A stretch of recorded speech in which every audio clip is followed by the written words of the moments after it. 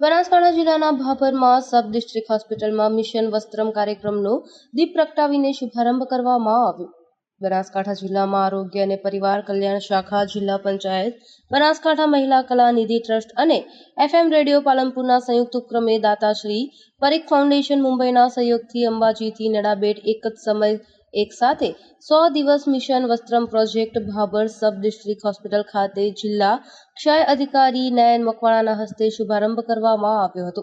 આ કાર્યક્રમનો ધ્યેય બનાસકાંઠા જિલ્લામાં બાળ મૃત્યુ દરમાં ઘટાડો કરવો અને બાળકને ઠંડુ પડતું અટકાવવું, બાળકમાં ચેપનું પ્રમાણ ઘટાડવું અને ઓછા વજનવાળા બાળકોને તાત્કાલિક કવર કરવા તેવા હેતુથી મિશન વસ્ત્રમનો શુભારંભ કરવામાં આવ્યો હતો.